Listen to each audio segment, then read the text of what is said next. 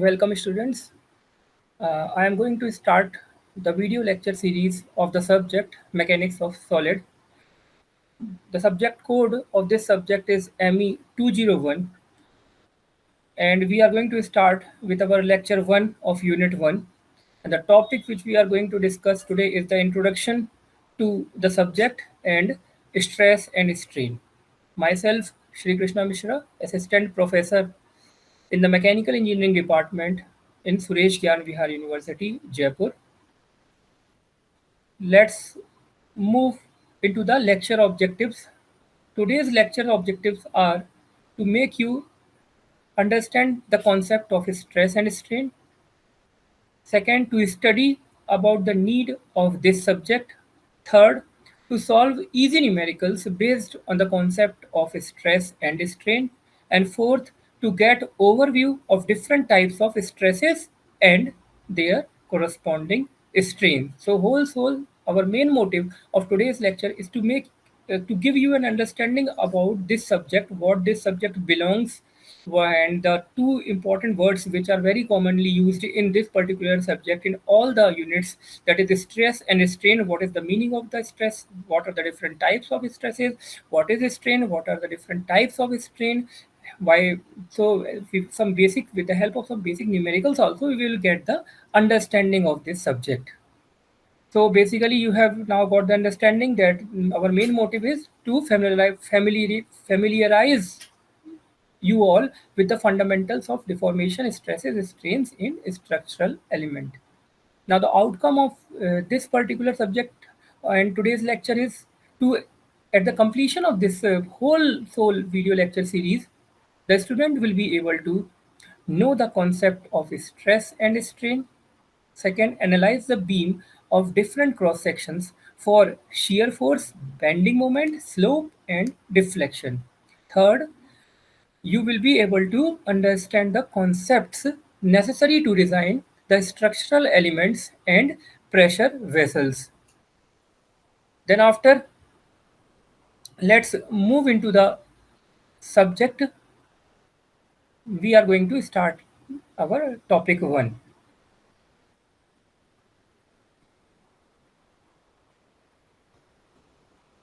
It is the most important subject in mechanical engineering. Strength of material, as the name suggests, deals with the various stresses and strains developed inside the materials through its working cycle.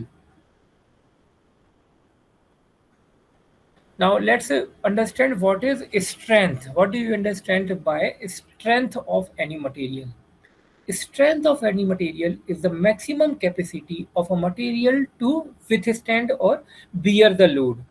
It is a material property.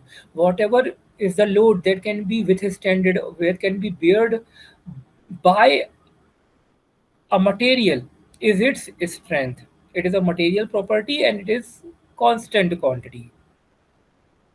Now, from strength, as I have told you, two words come. One is the stress and the second is strain. Before that, let me tell you something about elasticity. As I have told you, whenever a force is acting on a body, it undergoes some deformation, and the molecules offer some resistance to deformation.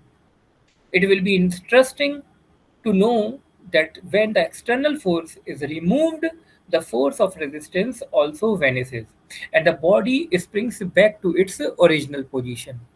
But it is only possible if the deformation caused by the external force is within a certain limit. Such a limit is called elastic limit.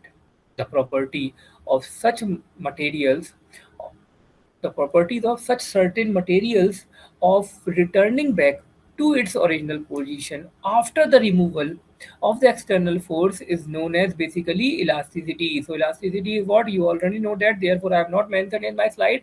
Just I would like to give you a few hint so that quick revision is done on the word elasticity. It is the property of a material to return back to its original position after the removal of external force. A body is said to be perfectly elastic if it returns back completely to its original shape and size.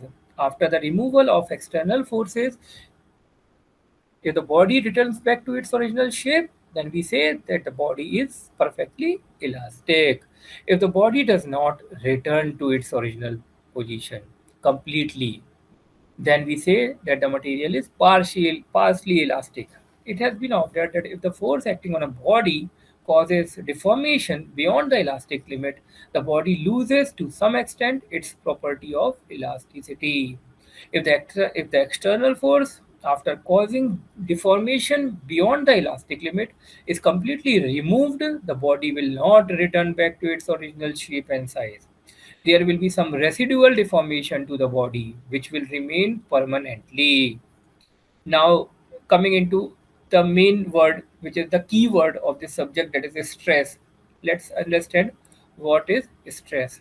When a material is subjected to an external force, a resisting force is set up within the component. Whenever a material is subjected to an external force, a resisting force is set up within the component. The internal force, this I'm talking about this resistance force of the material, this internal resistance force per unit area acting on a material or intensity of force gives you the value of gives you the value of stress at any point. The internal resistance force per unit area acting on a material, or in other words we can say the intensity of force distributed over a given section, is called the stress at a point. It uses original cross section area of the specimen and also known as engineering stress or conventional stress.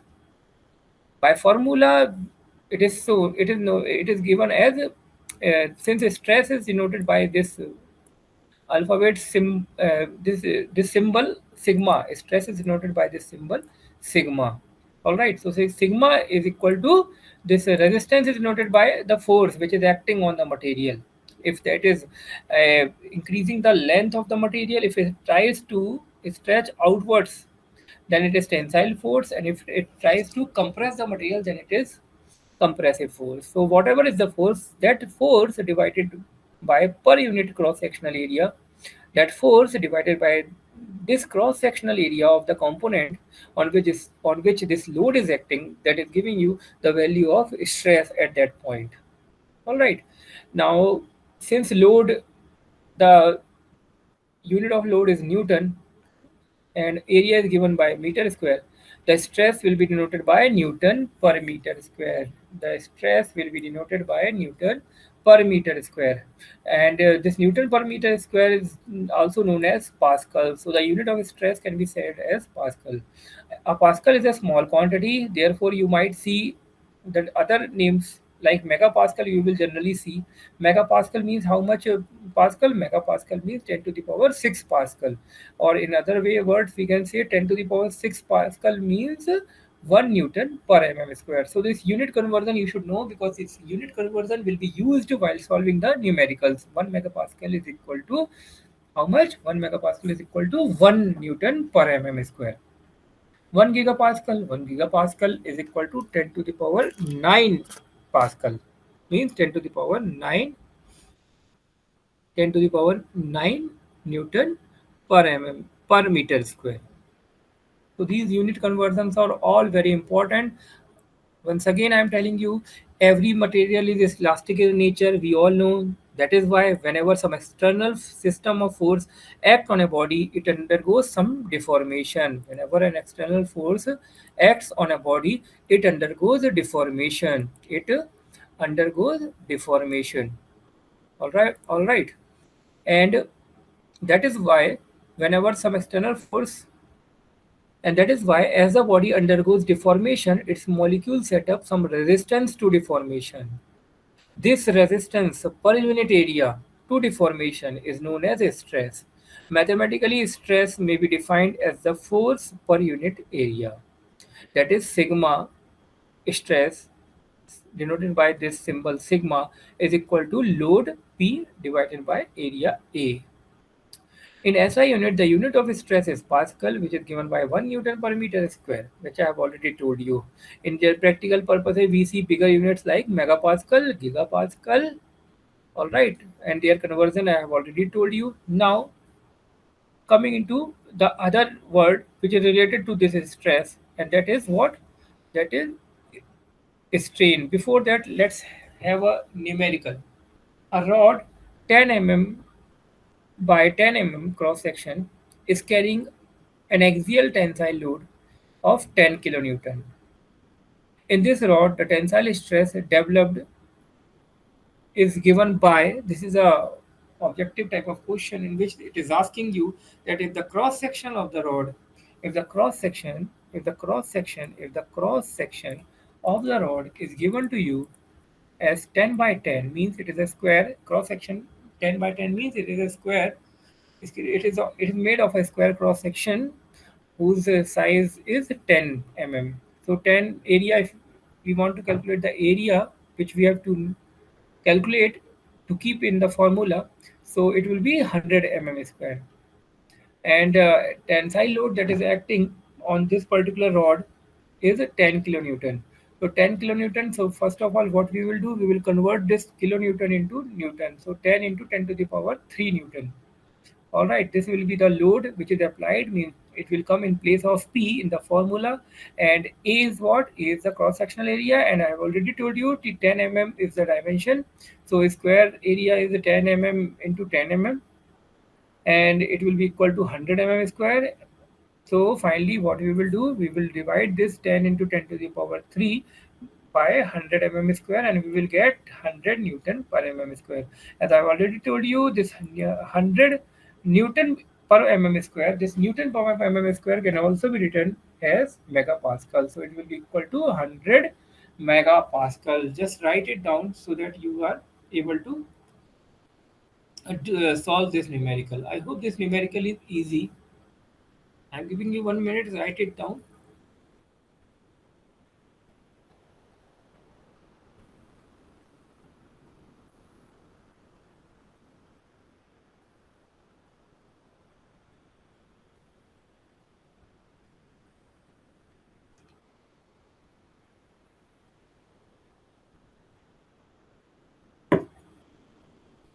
Now moving further,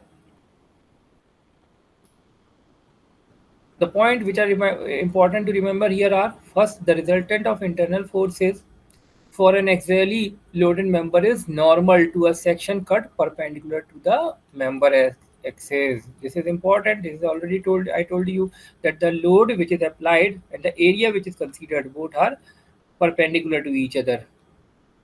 The we always take the cross sectional area that comes against that load which is applied. See here, you can also see this force is going here, and the area we are considering is this one. So you can see that load is perpendicular to the area. The resultant of the internal forces for an axially loaded member is normal to a section cut perpendicular to the member axis. Stresses are not vectors because they do not follow vector laws of addition. All right. They are not the vector quantity. Why stresses are not considered as a vector quantity? Because the vector law of addition that is applicable for a vector quantity that is not used in case of stresses. We don't directly use this vector addition law in case of stresses. Stresses are tensor quantities. Means they are not a scalar quantity. They are not vector quantity. They are known as a tensor quantity. The other tensor quantities are strain and moment of inertia. So these are some key important points which you should remember. Now, in stress, there are some. Let's have some classification of stress. Stress are classified as tensile stress. What are tensile stresses? Whenever the load which is applied is trying to stretch the material, then that type of load creates a tensile stress on the material. The fibers, in this case, the fibers of the component tend to elongate due to external forces. A member subjected to an external force, which is tensile P, and tensile stress distribution due to a force is shown in the figure. As you can see in the figure also, this figure, you can see the force applied. Then after there is tensile force is tensile stress is denoted by sigma, and in subscript we write this is small t. And in compressive stress we denote it by we write the symbol sigma in capital. It means larger text, and then we use a subscript c which denote the compressive stress. The fibers of the component here tends to shorten due to the application of external force. Means this type of stress is developed whenever there is a force which is trying to shrink, which is trying to compress the particular component. In that case, the fibers are shortened or tend to shorten, and therefore that is known as compressive stress. A member subjected to an external compressive force P and compressive stress distribution due to force is shown in the given figure. You can see in the figure it is given to you. So tensile and compressive. I hope you have understood these both two, water tensile and water compressive forces. All right. Now, for tensile, one more thing: when a section is subjected to two equal and opposite pulls, and the body tends to increase its length, all right, the stress induced is called tensile strength, tensile stress. Now, don't forget it. The corresponding strain is called as tensile strain, and as a result of the tensile stress, the cross-sectional area of the body gets reduced. It means if someone asks you what is the result of the tensile stress, the cross-sectional area of the body tends to gets reduced by the application of tensile force. I'm talking about the cracks cross-sectional area. Cross-sectional area gets reduced. Don't get confused by it. Cross-sectional area by the application of tensile force get increased. It gets reduced because you are applying the tensile load. When you apply the tensile load, the length increases, but the cross-sectional area, the length increases, but the cross-sectional area decreases.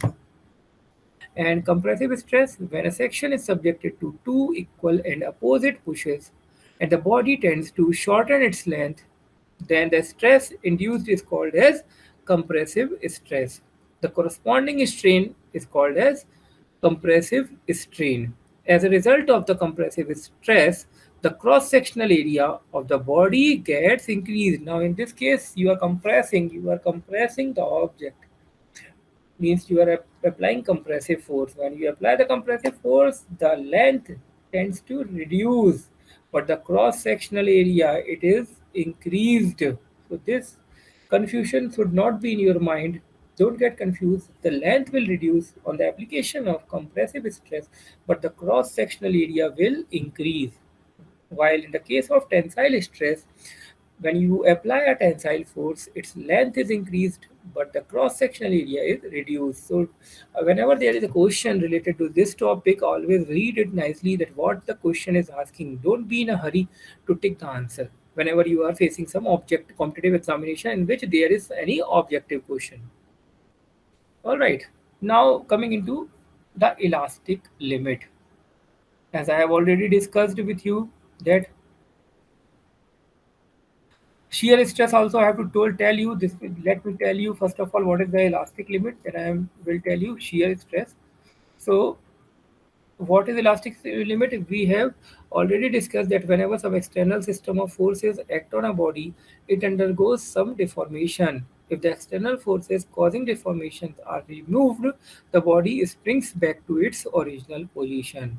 It has been found that for a given section, there is a limiting value of force up to and within which the deformation entirely disappears on the removal of force. The value of intensity of the stress corresponding to this limiting force is called elastic limit of material. Beyond the elastic limit, The material gets into plastic stage, and in this stage the deformation does not entirely disappear on the removal of the force, but as a result of this there is a residual deformation even after the removal of the force. So this was the elastic limit, and on the basis of that I will tell you, taught you this is elastic limit because it was very important to be known before we switch to Hooke's law. But before that, one more stress apart from this tensile and compressive stress, one more stress is there which is known as shear stress. Let's understand what is this shear stress. Shear stress, whenever there is a two forces which are parallel to each other opposite in direction, but they are not on the same line. Two forces which are, one force is getting in this direction and the other force is getting in this direction, and both are at some distance, both are parallel forces but both are not on the same line. So what they will create, these two forces will create a shear which will which will which can fail the material, which will cause resistance in the material, due to which the material can get failed. For example, you can take the example of chopping of a apple. Whenever you cut an apple through a knife, what happens? You are apply some shear there. Why? Because some force which is equal and parallel to each other but opposite in direction, that is acting on it, and due to that the resistance that is developed is known as shear stress. Shear stress always act parallel to the plane of interest. Force P is applied, as you can see in the diagram also. Force P is applied, transfer to the member as shown. Like for example, if you have taken two plates and you are joining them by the use of some rivet, if you are joining some two plates by the use of some rivet, what will happen?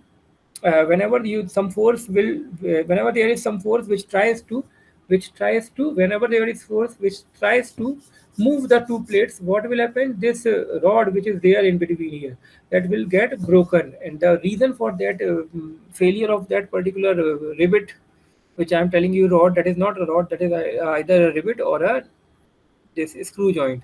So that particular rivet is broken, that is rivet is failed. And what is the reason of that failure? The reason of that failure is the shear stress or the shear force which was acting on it. So the formula for shear stress is what? The formula for shear stress is this: what? Tau is equal to P by A. Tau is equal to P by 8. We always write shear stress by the symbol tau. Always shear stress is denoted by the symbol tau. Shear stress is always denoted by the symbol tau, and tau is equal to load by area P by A. The corresponding average stress can be seen here. In the diagram also, you can see in this diagram also it is showing you that the two forces which are acting, they both are in opposite direction but they are parallel to each other. The main thing is that they are not on the same line. If they would have been on the same line, we would have considered it either tensile or compressive. We have not considered it tensile or compressive. Why? Because they both are not in the same line. If they would have been on the same line, then we would have considered it either tensile or compressive. Moving further, moving further now into the next slide. Strain. Let's understand what is strain. Strain, as I have already told you, once again I am rewinding it. What was strain? The displacement, the change in length on the application of load or the application of stress. For denoting that change in length, we use the word strain. Strain is the displacement per unit length. Means change in length divided by the initial length is known as strain. As you can see in the diagram also here, the original length is this one, somewhat like this. When you apply some load force P, due to which stresses are developed in it, it will get elongate. If it gets elongate by the value delta L, so this is what? This is its increase in length.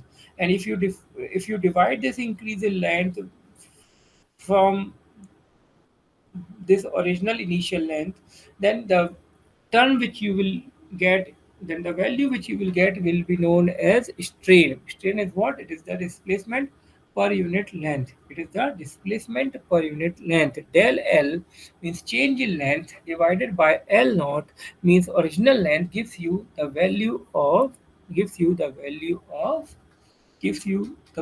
of strain. It is denoted by epsilon. Strain is denoted by epsilon. If the load is tensile load and the material's length is increasing, then in that case it is known as tensile strain. It is denoted by what? It is denoted by epsilon, and in subscript we write T. So it becomes epsilon T. All right. Here we divide the elongation to the original length, not the actual length. This should be kept in mind. Whenever we divide in a strain, the denominator is the original length. Original length means not the length at that time. It is the length which was the initial length when you applied the load. So del L by L naught gives you the value of this strain. So I hope you understand this tensile strain. Now there is a numerical based on this tensile strain. A rod 100 mm in length. The question is saying that there is a rod 100 mm in original length, means its length, initial length is 100 mm. When we apply a axial tensile load 10 kilonewton, the final length of the rod after application of the load is 100.1 mm. So in this rod, tensile strain is developed and is given by. Now here, how you will calculate, this is a type of a MCQ which is directly asking you the answer. There is less calculation involved here, but if you are knowing the concept, you will feel easy to solve it. A rod 100 mm is the original length of the rod. You are applying 10 kilonewton tensile load on it. All right. The final length after the application of load is given to you as 100.1 mm. So if you have to find the change in length you will have to initially find out. What you will have to find out? You will have to find change in length. So change in length, how you will find out the change in length? Change in length is your initial length means L the new length means L minus the original initial length, which is L naught. So L minus L naught means 100.1. This is the new length. And what was the original length? 100. So 100.1 minus 100 will give you 0.1 mm. So this is the change in length. Change in length divided by original length L naught. And what is the original length? It is either it is 100.1 or 100. It is 100. 100 was the original length. So 0.1 divided by 100 will give you the value of this strain, which is the tensile strain epsilon T. It is equal to 0.001. It is equal to 0.001. All right. So these are some question more numerical. As you will be going or if as you will go on doing the numericals, you will get sharpness on the concept. The numericals are the heart of these type of subjects. These all subjects, in this all subject you will need some sound expertise in calculation. If you are not good in calculation, then it will be a problem for you. So uh, solve as many numericals as possible so that you can grasp the concept of the subject. Now compressive strain also I have told you, so on the basis of that also we will do a numerical. First of all, once again I would like to tell you, the load that is applied is compressive whenever the load that is applied is compressive whenever the load that is applied is compressive, there is always reduction of length, and this reduction of length divided by the original length will give you compressive strength.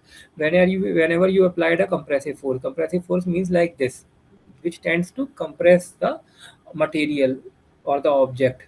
So whenever you apply compressive force, what happens? Its length is reduced, and this reduction in length divided by the original length of the material will give you the value of compressive strain. It is taken as negative. Why? Because length in this case is not increased; it is decreased. So if you divide the original, if you have to find the change in length which is given by the new length minus initial length. So new length is Obviously, in compressive strain, the new length is less than the original length. So, therefore, here you will get the value negative. So, therefore, it is written that the compressive strength is negative. It is negative. All right, and the compressive strain is denoted by epsilon in capital, and in subscript we write C. Epsilon C. We write epsilon C, and it is equal to what? Minus sign you can put it at the start because this is compressive strain, and del L means change in length, original length, final length minus initial length divided by original means initial length L naught. So del L by L naught will give you the value of compressive strain, but keep in mind that you will have to put a minus sign in at the start because this is a compressive strain. If you are not putting the minus sign, then in bracket you will have to write compressive. That will show that the strain is compressive in nature.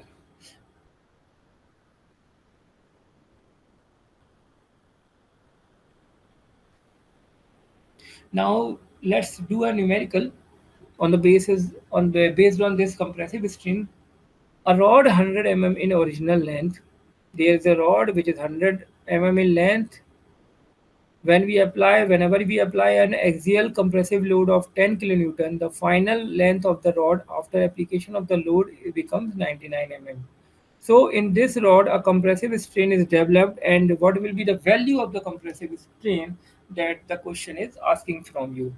A rod, what is the original length of the rod? They have given to you the original length of the rod is 100 mm.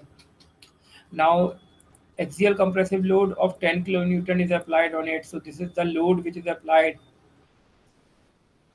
The final length of the rod is 99 mm. So 99 mm is important here, and 100 mm original length is important here. So if you have to find or calculate the change in length, you will subtract this final length from the initial length. So 199 is the final length. So final length minus initial length, that is 99 minus 100 will give you the value of change in length. It will be equal to how much? 1, not 1, minus 1, because you are subtracting 100 from my 99. 99 minus 100 will be equal to minus 1. And in denominator, how much it is? In denominator, it is L naught, means original length. L naught. L naught means original length. So in this rod, a compressive strain is developed and is given by in this way. So this was all.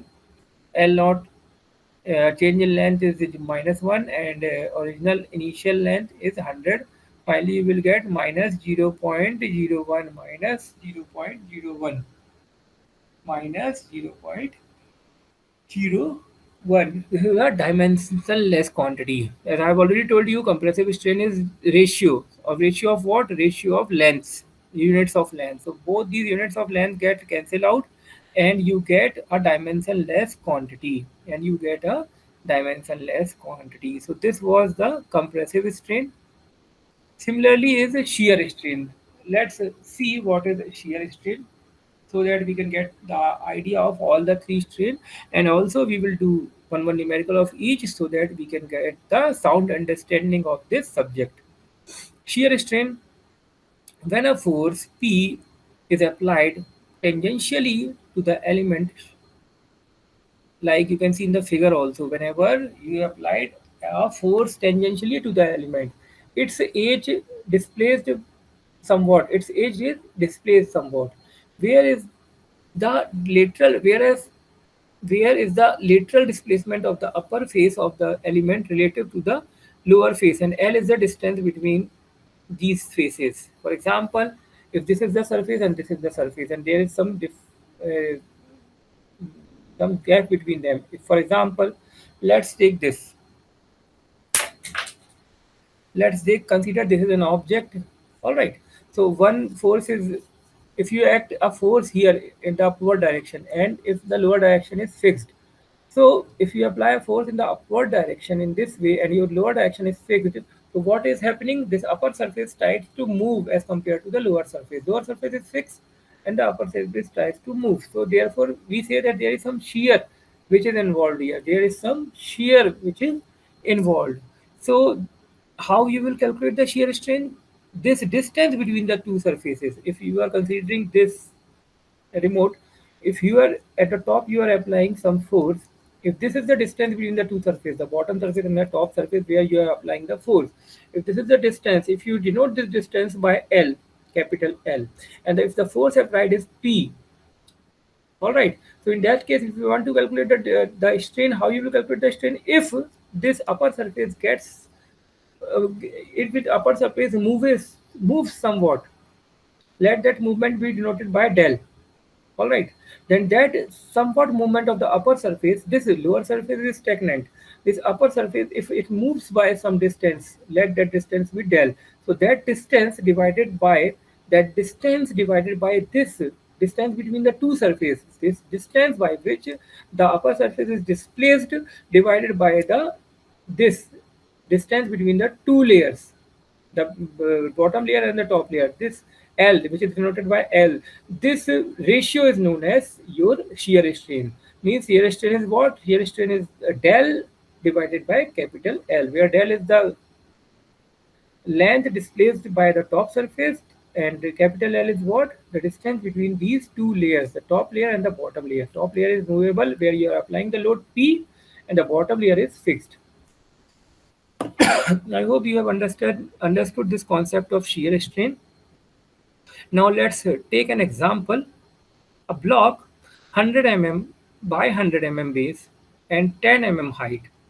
This is the dimension of the block, 100 mm by 100 mm. This is the base. It is giving you the area of the base, and 10 mm is the height. So that the particular thing that is important here is the 10 mm. 10 mm is the height. Now, when we apply a tangential force 10 kilonewton to the upper edge, if you are applying a load of 10 kilonewton, means this p value, it is telling you about this p value. This particular value, this p value is given to you as, this is what? This is the height, which will be denoted by L. In our, here we will denote it by L. We will denote it by L. This will be the height, which is denoted by, here in the formula it is denoted by capital L, and the load is denoted by, is 10 kilonewton, and it is denoted if the load is 10 kilonewton, and it is denoted by P, capital P, which is acting on the upper surface. And what is the displacement? Displacement is 1 mm. 1 mm means is del. The value of del, the value of this del in this formula, the value of del in this formula is 1 mm. So the question is asking you the direct shear stress. What will be the value of the direct shear stress in the element? So first of all, strain and stress both we have to calculate here. How we will calculate the stress? Stress we all know, load divided by area. And here in the case the area will be what? Area will be the area of the surface, means which is given to you as 100 by 100. Means if you whenever you talk about a strain, shear strain, in that case load is what? Load is, obviously you know what is load, P. ठीक है, all right, load is given to you 10 kilonewton, but the area you will consider will be this one, the surface area. So here in this case the area is 100 by 100. The area is 100 by 100.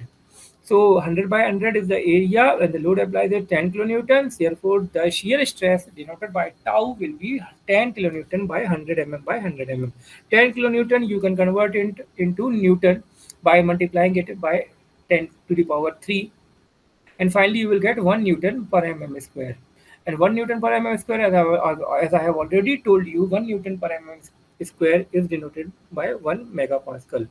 Shear strain in the element is denoted by gamma, and it is equal to 1 mm. How you will calculate the gamma shear strain? Gamma, as I have told you, is equal to del by capital L. Del is the distance moved by the top surface. What is the displacement of the top surface? 1 mm. And what is the load which is applied is 10 mm. Sorry, what is the difference? The top surface is displaced by 1 mm, and what is the distance between the two surface? What is the distance between the two surface? It is equal to 10 mm, means the height is giving you the value between the two surfaces, the bottom surface and the top surface. So this displacement of the top surface is 1 mm, this length is 10 mm, so 1 mm by 10 mm will give you the value of gamma. If you calculate it, it will be equal to 0.1. All right, I hope you have understood all the three types of strain. In the next class, I will teach you about Hooke's law. All right. Thank you all.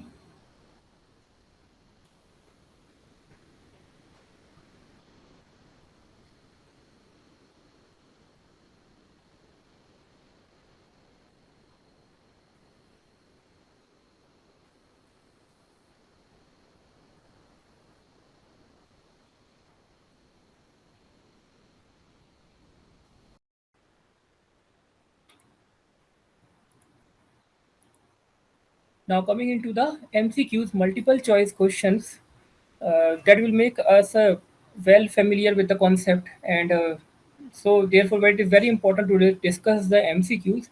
So, first MCQ, multiple choice question related to today's lecture is: if a force acts on a body, it sets up some resistance to deformation. Now, this resistance is known as: option A is stress, option B is strain, option C is elasticity, and option D is modulus of elasticity. So, as we have already discussed in our discussion, that this resistance offered by a material against the load applied on it is known as stress. So, answer, which is the correct answer? Answer A is the correct answer. Now, moving into the MCQ 2. Now, here the question is: the term deformation per unit length is applied for A. Stress, B. Strain, option C. Modulus of elasticity, and D. None of these. So, as we have discussed, the deformation per unit length is known by the word strain. Strain is basically what? Whatever is the deformation that is developed on the body divided by its original length. That will give you the value of strain. So, option B is the correct answer of this MCQ. Coming into the MCQ number 3. Now, this is the third MCQ. The question says the term Young's modulus is used for young persons, option A, B, old persons, C, young and old persons, and D, none of these. So this is just a comical type of question because we have understood what is Young's modulus. It has nothing to do with a young or old person. So option A, option B, and option C, all these options are wrong, and the correct answer is D, none of these. All right. Now coming into the MCQ number 4.